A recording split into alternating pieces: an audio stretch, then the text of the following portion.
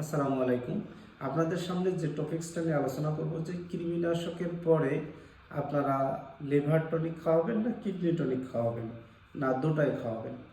তো আমরা মূলত হলো কৃমিনাশক তো খাওয়াইতে পারি 2 মাস পর পর। আপনারা চেষ্টা করবেন সব সময় হলো প্রথমবার যে কৃমিনাশক খাওয়াবেন 2 মাস পরে অন্য কৃমিনাশক খাওয়ার চেষ্টা করবেন, কারণ কৃমির কারণে কৃমিগুলো রেজিস্ট্যান্ট হয়ে যায়, দেখা যায় যে ওষুধ খাওয়ার পরও কাজ করে না। তো কৃমিনাশকের পরে আসলে গুরুত্বপূর্ণ হলো যে লিভার টনিক বা কিডনি টনিক আমরা যেতে বলে থাকি, তো হলো মূলত লিভার টনিকটা দিতে হয়। কারণ হলো কিছু কিছু কৃমি আছে যেগুলো হলো কলিজা কৃমি বলা হচ্ছে, লিভার ফ্লুক বলা হচ্ছে। তো এই লিভার ফ্লুকগুলো কলিজার ক্ষতি করে।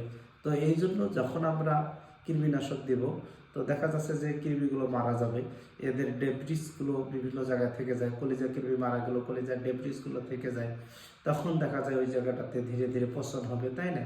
তো এই জন্য যে কাজটা করা হয় যে লিভার টনিক দিতে হবে। আর লিভার টনিক দিলে এই লিভার টনিকটা কী করবে, যে কলিজার যে ক্ষতিগুলো হয়েছে সেই ক্ষতির বা যে টিস্যুগুলো নষ্ট হয়ে গেছে সেই টিস্যুগুলোকে রিজেনারেট করে, মানে আগের অবস্থায় ফিরিয়ে নিয়ে আসে। তো এই জন্য আপনাকে কৃমিনাশকের পরে লিভার টনিক দিবেন। আর লিভার টনিক দিলে আপনার যদি কলিজা যদি কোনো কারণে কোনো ক্ষতি হয়, কোনো প্রবলেম থাকে, সেটা আগের অবস্থায় ফিরে আসবে। আর কলিজা যদি ভালো থাকে আপনার মুরগিকে এমনি ভালো রাখবে। কলিজা হলো বডি থেকে ডিটক্সিফিকেশন করে, বডি থেকে মনে করেন আপনার পয়জন হচ্ছে সেটা তৈরি করে, মানে সেটাকে দূর করতে সহায়তা করে। মূলত কলিজা অনেক গুরুত্বপূর্ণ কাজ করে, আপনার খাদ্য হজম করার জন্য বিভিন্ন প্রকার এনজাইম সিক্রেটে সহায়তা করে। তো এই জন্য কলিজাকে ভালো রাখলেই আপনার মুরগি ভালো থাকবে, সুস্থ থাকবে।